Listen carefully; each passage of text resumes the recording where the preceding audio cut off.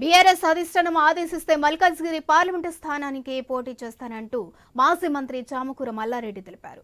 ఎంతమంది వచ్చినా ఎన్ని ప్రయత్నాలు చేసినా తనను ఓడగొట్టలేకపోయారని, ఓడిన వాళ్లు కూడా గెలిచినట్లు తిరుగుతున్నారంటూ మల్లారెడ్డి విమర్శించారు. రాష్ట్ర ప్రభుత్వం చెబుతున్న 6 గ్యారెంటీలపై ప్రజలు అనుమానాలు ఉన్నాయని ఆరోపించారు. ఇక 6 పథకాలు ఏ విధంగా అమలు చేస్తారో ప్రజలకు వివరించాల్సిన బాధ్యత రాష్ట్ర ప్రభుత్వంపై ఉందని మాజీ మంత్రి మల్లారెడ్డి అన్నారు.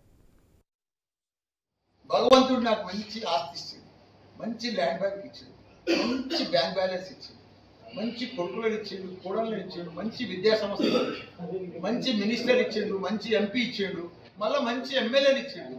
నేను ఎప్పుడు కూడా ఎవరికి హాని చెయ్యా, ఎవరికి తప్పు చెయ్యా, నేను ఎవరికి కూడా ఒకరి కోసం కావాలని కూడా నేను ఉండేది 300 గజాల ఇంట్లో ఉంటా. నా ఇల్లు 300 గజాలు 34 ఏళ్ల కింద కట్టిన ఇంట్లోనే ఉంటాను.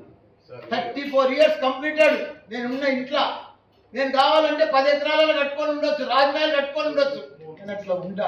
నా సిస్టమ్ అంతా సింపుల్గా ఉండాలి, ప్రజలకు సేవ చేయాలి, ప్రజల వద్దన ఉండాలి, అందుబాటులోనే ఉండాలి, మంచి విద్యార్థులను తయారు చేయాలి, మంచి ఫ్రెండ్షిప్ ఉండాలి.